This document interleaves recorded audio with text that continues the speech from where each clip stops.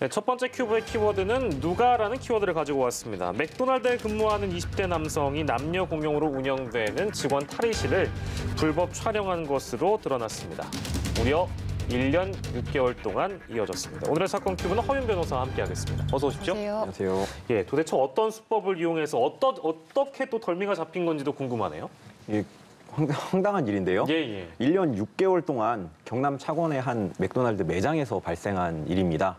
이 가해자가 출근을 하면서 옷을 갈아입지 않습니까? 유니폼으로 옷을 갈아입으면서 본인의 이제 휴대폰을 외투 주머니에 넣어놓고 어디 잘 이렇게 세워놓은 것 같습니다. 제가 이제 그 구조가 어떻게 되는지 정확하게 아는 건 아니지만 일반적인 탈의실을 생각을 할 때 간단하게 물건을 올려놓을 수 있는 받침대가 있었을 것이고요. 그리고 벽에 옷걸이가 있었을 텐데 아마 이 외투에 휴대폰의 카메라가 살짝 빠져나오는 정도로 살짝 걸쳐놓고 선반에 올려놓거나 아니면 이 밑에 내려놓는 그런 방식을 쓴 것 같습니다. 예, 지금 피해자는 일단 이 가해자에 대해서 평소에 워낙 좋은 오빠였기 때문에 믿었다 이런 얘기도 했고 그래서 지금 트라우마를 겪고 있는 걸로 알려져 있는데 피해자에 대한 대응은 어떻게 이루어지고 있습니까? 지금 뭐 특별하게 대응이 있는 것 같지는 않습니다. 그리고 신고를 한 피해자는 이미 퇴사를 한 것으로 나타났고요. 그 남아있는 그 여직원들 같은 경우에는 아직 이제 그 탈의실이 분리가 되지 않아서 뭐 여전히 공용 탈의실에서 뭐 옷을 갈아입고 있다고 하고 있고요.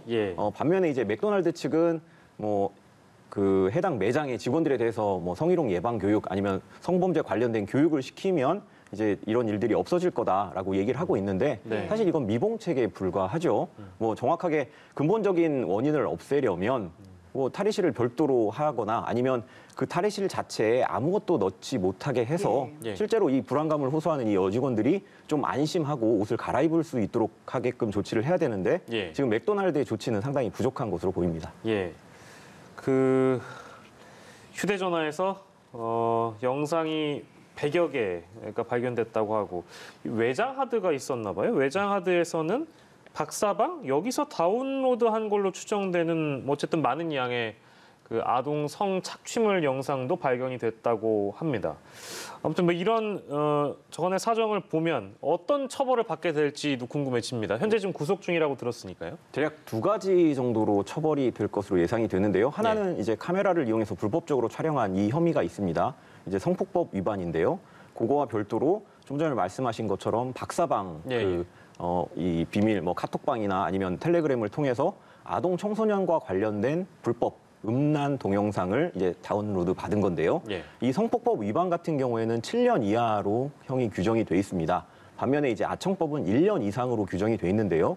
사실 1년 이상 그 최고 한도가 어디까지냐면 법원은 보통 30년으로 보고 있어요. 그래서 몇 년 이상이다 그러면 그 1년 이상부터 그러니까 몇 년 이상이라고 하면 그 몇 년부터 30년까지 선고가 가능한 건데 이건 이제 2건이기 때문에 2건을 뭐 가중을 하거나 아니면 병과를 하거나 하는 방식으로 최대 한 37년형까지 지금 선고가 가능합니다. 물론 이거는 뭐 굉장히 이 죄질이 안 좋았을 때 얘기고 그거보다는 낫겠지만 이 뭐 단순하게 불법 촬영 몇 번 하고 그다음에 아동 청소년과 관련된 음란물을 다운로드해서 소지하고 있는 게 뭐가 대수냐, 뭐가 큰 죄냐라고 얘기를 할 수도 있지만 엄연하게 우리 법원은 최대 37년형까지 선고를 할 수 있기 때문에 이런 범죄 자체를 하려는 시도 자체를 말아야 된다고 그렇게 볼 수가 있겠습니다.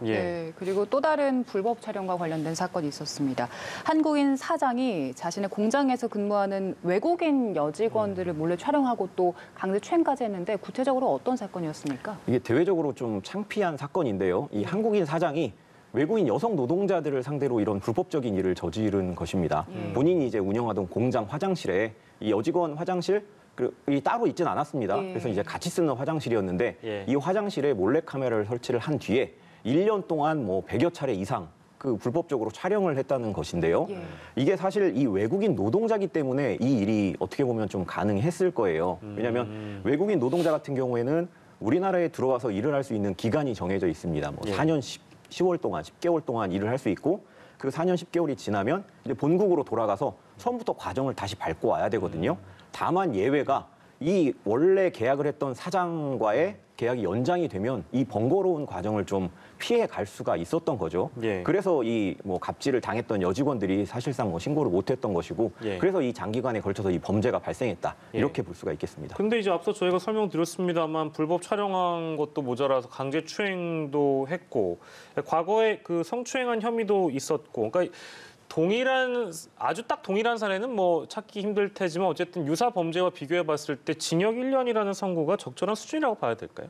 이게 굉장히 뭐 사건마다 다르기 때문에 이게 네네. 맞다 안 맞다 말씀드리기는 조금 어렵지만 뭐 기존에 있었던 사건들을 좀 구체적으로 말씀을 드리면서 설명을 좀 하면 예. 뭐 정준영 씨, 최종원 씨 사건이 있었잖아요. 네네네네. 그게 굉장히 큰 사건인데 이게 최종적으로 정준영 씨 같은 경우에는 5년 형이 났고요. 예. 그다음에 최종원 씨 같은 경우에는 2년 6월이 났습니다. 근데 이 두 사람한테 적용된 혐의 자체는 뭐 강제적인 뭐 성폭행도 있었고요.